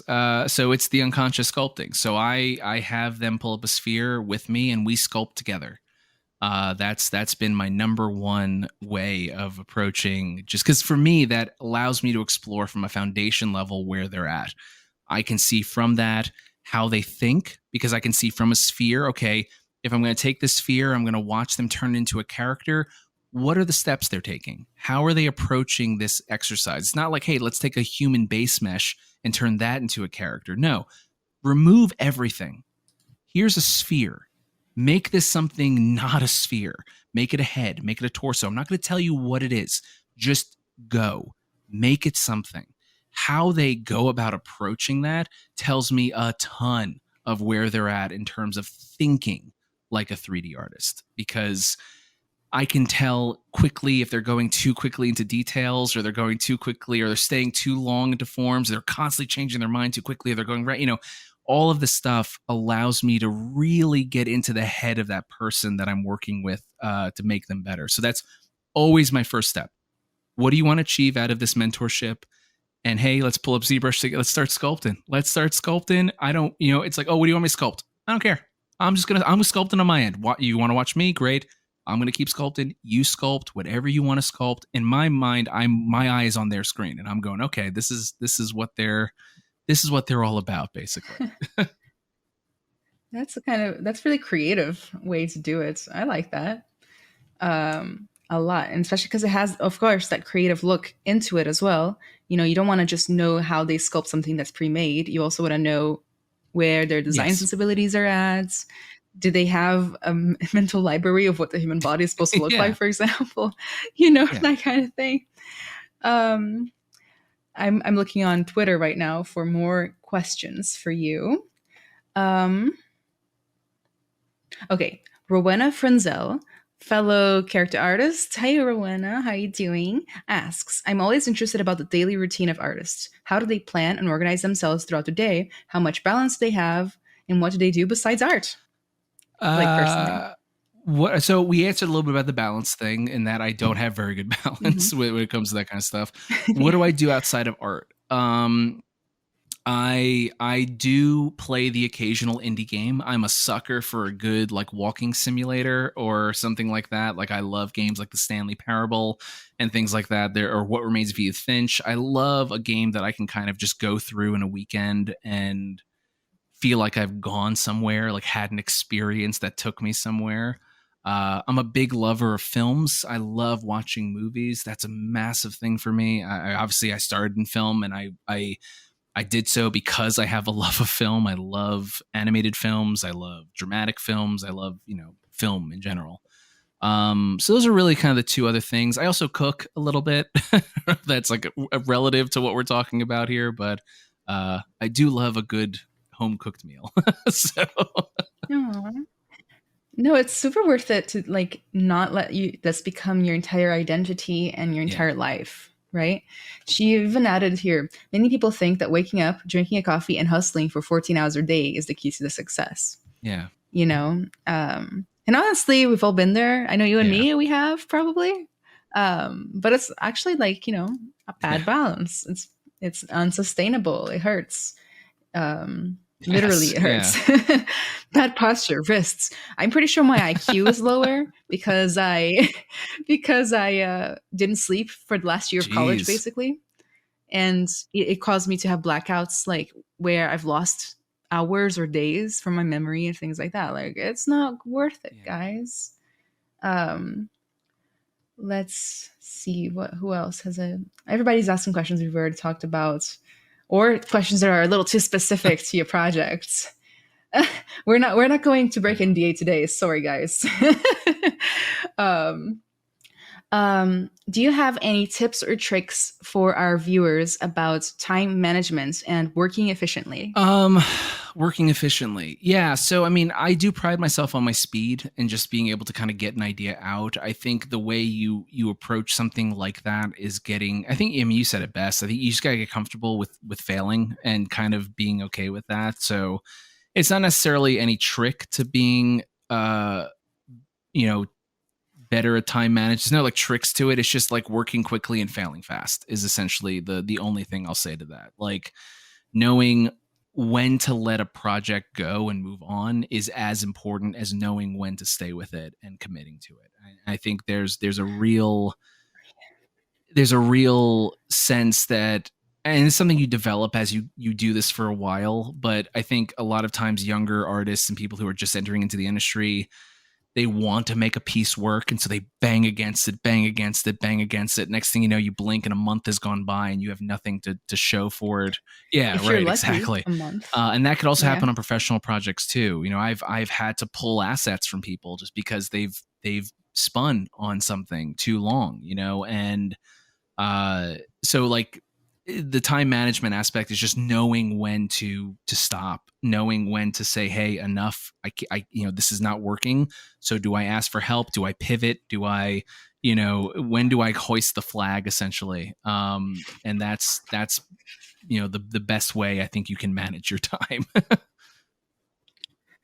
Okay, so that's perfect because my mentees and some students, they get stuck in this loop of making lateral progress, is what I call it, where you are redoing stuff over and over again and never Yeah. actually making it better, right? Sometimes making it worse. I have a mentee, I'm like, what? Why does it look worse than last time that you came by? But I say it with love, but still. And they get stuck because they're too perfectionistic, Yes. right? And our cultures have this idea that perfectionism is a good thing. My family used to praise me. They used to be like, "Oh, Kara's such a perfectionist, Ooh, she cares." But no, it's like more of a self-sabotage method. I recommend the book The Mountain Is You, one of my favorite self-help books of all time. Talks about I'm gonna write that down self-sabotage for actually. like most of it. And I'm like, there's like 30 types of self-sabotage. I do like 27.5 of them. So The like, mountain is you. um the Mountain Is You. It's such a good book. Um, I recommend it to everybody because we all do Yeah. it. We are the mountain that we have to climb. And perfectionism is horrible because it freezes you. It doesn't make your work better. It makes you less adept at making work, less willing to make mistakes. Sometimes you just got to finish an imperfect piece, because going through the whole process and posting it on your portfolio will teach you more than getting stuck on level or Yeah. on step 2 and then giving up, you know? So perfectionism is horrible and it's not good, and you have to work through it. And that's where a lot of this comes from, you know? Be okay with making mistakes. Like Matthew said, sometimes if you're spinning, stop the spinning by choosing a different option. Ask for help. Even take a day off. Like sometimes that's enough, you know? I know for me, whenever I'm blueprinting or doing any sort of coding, I'll get stuck on a bug, can't fix it. Then I'll go home, take a bath, and then the answer comes Yeah. when I'm not Yeah. thinking Yeah. about it. And I'm like, oh crap. It was that one thing, you know? So yeah, like change up, don't loop. Oh, there's this TikTok sound. I Matthew, are you on am. Yeah. TikTok at all? Do you post your Nah, art on there? little bit. Yeah. Or I'm just mostly what? dancing. I'm just kidding. I'm not. There's this sound on TikTok that goes, it's like a robot voice, and it says, "You must break the cycle today, or it will repeat tomorrow. You must break the cycle today, or it will repeat tomorrow," and it just loops through. And I'm like, that is awfully profound and extremely Yeah. relatable. And we can bring that down into a micro scale of, like, you know, the cycle during your work. It could Yeah. take 15 minutes, but you're cycling, you got to break the cycle. The one right? thing I want to add to that is you reminded me of something when you said that like the work when they kept working on it didn't get better. It in some ways got worse. You know, I will have to admit that as leads and as art directors, we are victim of that ourselves. And there are many a times where I have to look at something and admit to myself that what I'm looking at, I could keep giving feedback on. I could do a sculpt over on it. I could do a paint over on it. But is what I'm about to ask this artist to do going to make the piece better? Or is it just going to make the piece different? In which case, can I then successfully remove my own personal bias from it and accept that this piece that they did fits the criteria? If I look on the Miro board, it fits in the canvas that I set up for them. In which case, then I have to say, okay, not the way I would have done it, but it fits, and so therefore you get the win. I'm not gonna critique this, you know, forever, but I will admit that that is something that as someone in this position, you have to learn how to do, because there are a lot of people that have done this for a long time that still run into that, where they hyper focus on feedback because that artist isn't doing it the exact way that they want it to be done. And in which case you're just going to burn out your artist. Like if it's passable and your feedback is only making the work different, my advice to anyone who's watching this who is a lead or an art director, let them have the win. You're going to have a happier artist. You're probably going to have a better product. Yeah, it may not be every single bootstrap and belt buckle to your exact specifications, but guess what? That artist is going to feel so much more empowered because they got to put their little thumbprint on it, and the amount of work and the quality of work you're going to get out of that artist in the future, it's going to be multiplied by 10 now because of that. Yeah. Giving them a Exactly. little confidence, not micromanaging. I go through a similar process in my mentorship, but it's really knowing when to stop giving feedback, even if your feedback would make it better. When do you stop? Because literally, this person's been working on this Yeah. piece for months, and you need them to move on to the next part, Yeah. right? And it's so hard to balance that, because you want them to do the best they can, but you also want them to move on and finish it, because finishing it is Yes. essential part of the process, that we keep skipping, which is a great segue to the final question/topic. Me and Matthew were already talking about this before we started rolling, which is finishing stuff. It's hard to finish stuff, be it due to a lack of time, new ideas that come along. It's a lot of commitment that it takes to finish stuff, especially in 3D, since it takes a while to do the stuff in 3D, right? No matter how fast you are, it's still many hours investment. Matthew, tell us about your story and your techniques for finishing stuff. So, as we talked about before, I'm not the greatest at finishing personal pieces. So much so that I've actually kind of committed to trying to work through the backlog of unfinished products and projects that I've been working on these past couple of years. I think It's difficult for any creative to call any piece finished. There's a great saying that, like, artwork is simply abandoned. It's never finished. Eventually you have to kind of just put the pencil down and say, hey, this is as good as it's going to get in this time. I need to move on. And I've taken that approach with a number of the pieces that I've worked on in my own personal life. Obviously, professional work is different. We have a deadline. Things have to ship. Things are clearly defined as done at a certain point. But in personal work, it becomes kind of infinitely difficult because you don't have a client that you're making it for. You are your own client, and it's really difficult to define what finished is. There's no like producer defining a gate process of like, okay, well, it's past this gate, therefore we can't go back or something like that. So the way I've been working on it is I have kind of a list of like 7 or 8 pieces that I've made in different varying levels of finish over the pandemic into like now. And I'm not going to be sort of focusing on making any new artwork.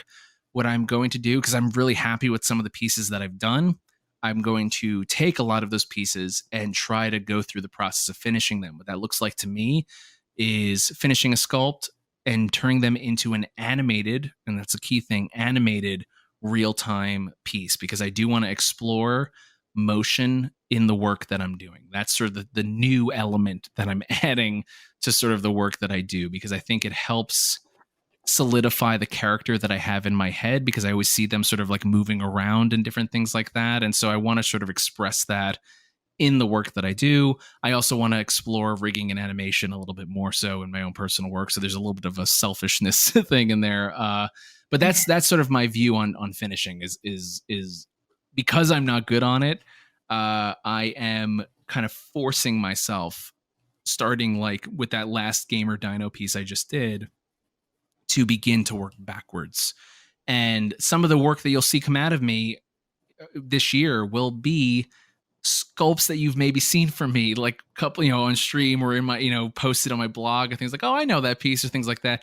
Yeah, you'll see a lot of that stuff, but they'll be finished. They'll be moving. They'll have materials. I'll build a scene around them. It'll be like what I did with Gamer Dino, which is a full little environment scene that kind of solidifies, like I said, the thing that's in my head. I want to bring that to the canvas and try to bring these things to life in a way that I haven't been able to before. Yeah. So, yeah, I agree. I actually have the same intention for 2023 myself, to finish all the stuff that I made on streams. Like, there's a million pieces out there that I haven't finished. And by the way, not every piece is worth finishing. Oh, right? absolutely. Would you Yeah, agree that, like, if you made something when you were like 2 months into learning ZBrush and now you're Yeah. 2 years in, like, that thing probably has the worst Yes. foundations ever. Yes, Just yes. start over. A lot of people ask me about that. I'm like, it's not worth it to go back to that one. That one's like foundationally flawed. You've grown so much. Skip it. But you have to hold yourself accountable, which is the hardest thing ever. Self-accountability for some of us is difficult, which is why people go to college, take courses, go to mentorships, because we need that external accountability, right? And I will say something. Actually, the Mountain is You, I think, taught me this, which is when you make promises to yourself, like, I'm going to finish 3 pieces in 2023, and you don't follow through, you're actually breaking your trust in yourself with your subconscious. Next time you say something, I'm going to finish this, you're not going to believe yourself. And that actually hurts your own self-esteem. Even if you don't know it, like in your head, I'm like, yeah, this time I'm going for it. Deep down in your brain is like, no, you're not. And it won't make the efforts to support you in that journey. Yeah. Right. So once you make a commitment, you got to stick with it. And this is one of the hardest things I do in my mentorship. My mentorship's not college. It's not school. I can't call your parents. I can't grade you. What does an F mean in my mentorship? Nothing. Right. And people are like, well, if you don't do the work, what am I supposed to do? I mean, besides disappoint me. I'm not mad. I'm disappointed. But at the end of the day, you're in command. People like me and Matthew, we're just giving you guidance, but we can't force you to get the stuff done. We're not there at your house, turning off your TV. So you do have to build that discipline of being able to trust yourself. And that's a whole other journey. And it comes from following through. Even if it's something small, you don't know how to finish stuff, make a small piece that takes a week to finish, Yeah. a weekend. Go for low scope. That's like the only way to bring back the trust. Like this weekend, I always get this urge to go to an Airbnb for some reason. So I'm just going to use Okay. the Airbnb top idea. This weekend, I'm taking my laptop. I'm going to an Airbnb. I'm turning off my phone. I'm going to finish a tiny piece Yeah. that it's doable in 14 hours. You know, now you get that amazing dopamine hit of pressing post on ArtStation. And that is a reward that you're not used to feeling. And then you do it again and again. And then you start graduating to bigger stuff. Like, you know, it's so hard to be disciplined and accountable, honestly. I could just do a whole Yeah. podcast on that because it's so hard. I mean, like, trust me, it's part of my job in many ways. My job's, Yeah. you know, with a Z.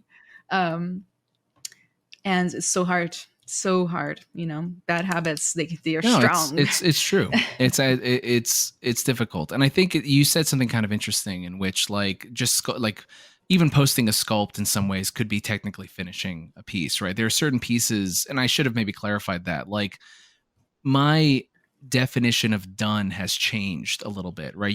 I could post the sculpts that I'm talking about right now to ArtStation, and I could consider them done. I can call them done. Those are what I wanted from those pieces. But when I say that like I want to finish those, it's clearly pieces that I see the sculpt is good. I want to keep that going. But for some of you guys, the sculpt could be the piece. That could be the end result that you're looking for, you know, that you need to post. I just know for myself, I have a lot of sculpts up on my ArtStation. I want to sort of move into more full project kind of things. Just for my own personal sake, because that's sort of now my new gated definition of done, basically. Yeah. It's your, what would you call it again? Like the The artist artist statement, vision? you mean? The artist, Yeah, it's your new artist exactly. statement, right? Now I do all these extra things, tell a narrative. It's a complete piece. It Yeah. showcases more skills. It's totally valid, in my opinion. Um, that brings us to the end of our wonderful podcast episode with Matthew. Oh my Matthew, thank you so god, much for coming. It's been an this has been honor. a wonderful conversation. It got deeper than I thought it It's been would, so I fun. appreciate you coming along for that ride. Wonderful. Thank you so much again. Like, it's been so great. I hope to see you at Yes, GDC maybe if you go. I want to say also a special thank you to our sponsor of today, the Ringling College of Art and Design's VR major. Matthew, do you have anything you want to promote, like your sure. social Yeah. media? So on most social medias, I go by the moniker Framed World, FRAMEDWORLD. That's pretty much everything on socials except for Twitter, which I go under the moniker at Digisculpt, no T, Digisculpt.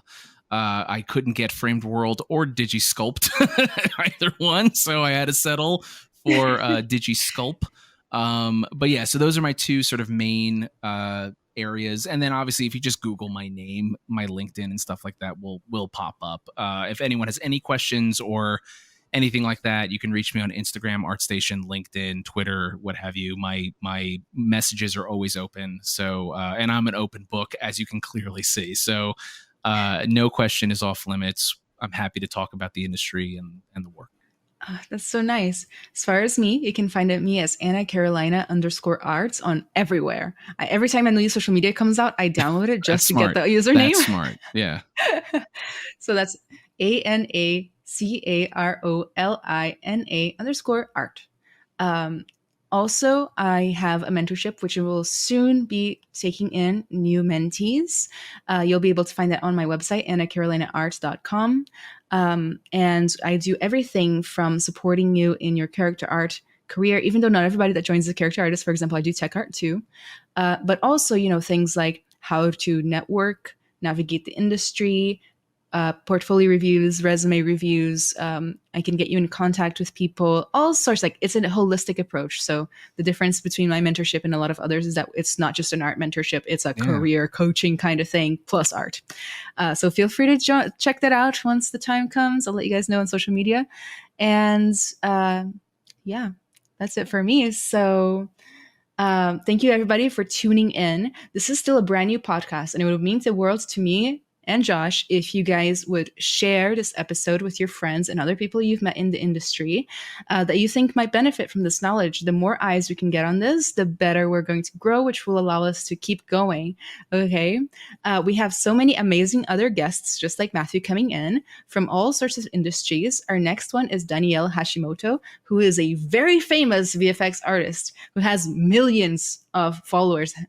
Basically, he takes his kids, videos of his kids, and turns them into super epic lightsaber battles and things like that. You've probably seen him on social media. It's viral. So please go ahead and subscribe to the channel, leave us a like, leave us a comment. We appreciate all your support, and come back for the next one. Bye.